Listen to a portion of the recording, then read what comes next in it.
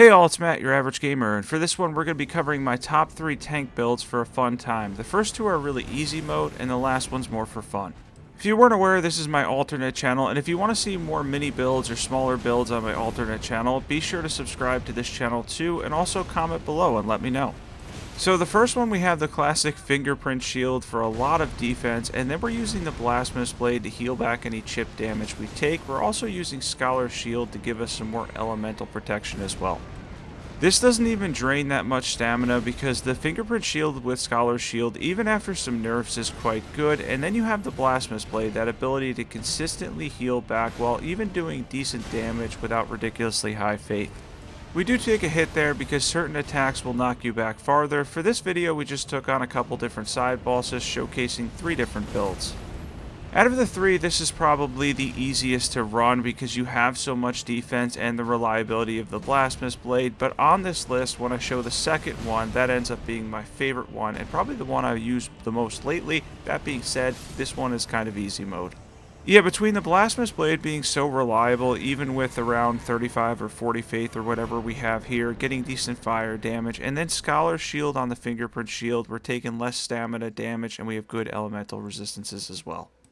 And we're going to go over buffs for this one. First things first, we drink our tear. Then we're going to use Golden Vow and Blessing's Boon. After that, you're probably going to want to fill up your FP because Flame Grant Me Strength is pretty short acting. Then we're going to use Flame Grant Me Strength. And after that, we're going to take out the fingerprint shield. I hit the wrong button there. We're going to use Scholar's shield. That'll give us more stamina resistance as well as elemental resistance. And then you can use the Blasphemous blade to heal back any damage you do take and the fingerprint shield to block. Let's get into equipment. For equipment, we have the Blasphemous blade plus 10, the Demi-Human staff. We have the fingerprint shield with Scholar's shield. Any seal will do for buffs. You can check out the armor set. Shard of Alexander, Great Jar's Arsenal, Fire Scorpion Charm, Erdtree's Favorite plus 2, Fire tier, Faith tier. Let's talk about stats. And for stats, we have 55 Vigor, which is basically 60 Vigor with Erdtree's Favorite plus 2. You can use Morgott or Radahn's Great Rune, by the way, to make this even better. We have 25 Mind, 40 Endurance, 48 Strength for the fingerprint shield, and 35 Faith.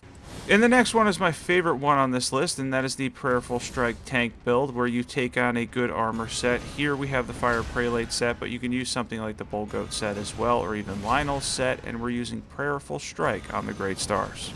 This one can be an absolute beatdown because the poise damage is ridiculous, and as you may already know, Prayerful Strike's going to heal you with each hit, and you have a little bit of additional healing using the Great Stars too.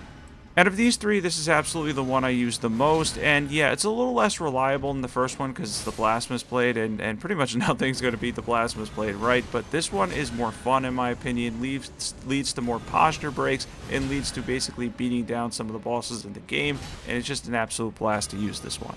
The key here is to have a good amount of poise. You're generally going to want at least 51 poise. If you can get to 100 or 101, that's even better. And you're basically going to be standing up the whole time against a lot of the bosses in the game. Some hits will still knock you down, but overall you're going to have great hyper armor. You're going to heal consistently on hit and get posture breaks fairly easily. So if you're looking for a tank build, give this one a try. Give the first one a try too. The fingerprint shield, running that, it really is, again, easy mode. I've beaten pretty much all the bosses in the game, the main bosses at least, with that build and setup. The final boss goes on for a while, but they can't do much damage to you, and that's absolutely awesome. And in a second here, we're going to go over buffs and then stats, equipment, everything you need to know. First things first, we're going to drink our tear. For this one, it's a little bit different. We're using Golden Vow, and then we're going to use Black Flame's Protection after we fill up our FP, another one that's a little bit short acting to give us some additional defense. Then you can use Prayerful Strike on the Great Stars and Sacred Affinity for massive damage. We also have Endure on a Dagger, which can get you to over 80% physical resistance. Let's talk about equipment. For equipment, we have Prayerful Strike on the Great Stars and Sacred Affinity, Endure on a Dagger. We're using the Erdtree Seal, Fire Prelate set, Ritual Swords, Talisman, Shard of Alexander, Great Jar's Arsenal, Erdtree's Favorite plus 2. We have the Defense tier, Faith tier. Let's talk about stats. For stats, it's a Faith-based build, so we have 65 Faith with the Faith tier. We're getting to 60 Vigor, 21 Mind, 33 Endurance, 22 Strength, 15 Dexterity, and then we're using Golden Vow and then Black Flame's Protection for that extra defense. And the next one up here is going to be the Blood Tank build. This is the least powerful of the 3 on the list, but this one's a lot of fun too, and it works with Blood Tax because Blood Tax can heal back some HP, and then you can combine something like Blessing's Boon or Blessings of the Erdtree to get a lot of HP regen. So yeah, this one could be a little bit challenging to use, but at least you get to use a blood build with a tank build, so it's kind of unique in that way, in the sense that you're healing back HP, you can build up and proc some bleed, as well as also having decent defense and decent armor too. Blood Tax is kind of a weaker version of Repeating Thrust, except for the fact that you do get the HP regen. I do wish it could use a buff. In all reality, I do wish it had a buff in any of the given patches that we've gotten, because honestly, it could be quite good if given the proper buff to the damage, because the damage is a little bit low and Repeating Thrust just flat out beats it. But that being said, having the healing and having the HP back, that regen, can be really helpful if you're trying to run a tank or healer build. Now, as far as Blood Tax itself, I would recommend trying out this build along with the other two, but if you're looking for an easier time, definitely go with the first two first, and then if you're looking for something fun as a tank and healer build, give this one a try. In the meantime, as I mentioned earlier, if you're not subbed to this channel but you know my main channel, or if you're just looking for occasional quick side builds, be sure to hit that subscribe button. You're not going to want to miss out, because I'm going to start adding smaller and shorter videos to this channel, and a whole bunch of builds too. Yeah, we'll even do some cosplay builds, some fun stuff. Basically, any side projects can just go on this channel from now on, and I'm going to start building it up from there. So anyways, we almost got this dragon down. We're able to do a decent amount of damage. This is New Game Plus 7 for all the footage, by the way, so he's got around 30 or 40,000 HP, but he doesn't have a lot of resistances. He's actually weak to a lot of things, including bleed.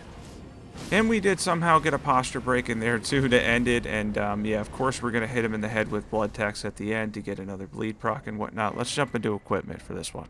For equipment, we have the Zweihander, or however you say it, in Blood Affinity with Blood Tax. We had Endure on a dagger, I didn't use it. Dragon Communion Seal, White Mask, Lord of Blood's Exaltation, Shard of Alexander, Great Jar's Arsenal, Rotten Wing Sword Insignia, Defense tier, Faith tier. Let's jump into stats. And we have 60 Vigor, we have 40 Arcane, 40 Dexterity, and then of course we've got 30 Endurance. You need a decent amount of Endurance for this build. And then we have 20 Mind, and we're using Golden Vow, Flame Grant Me Strength, and Blessings Boon. This is a pretty simple one buff-wise.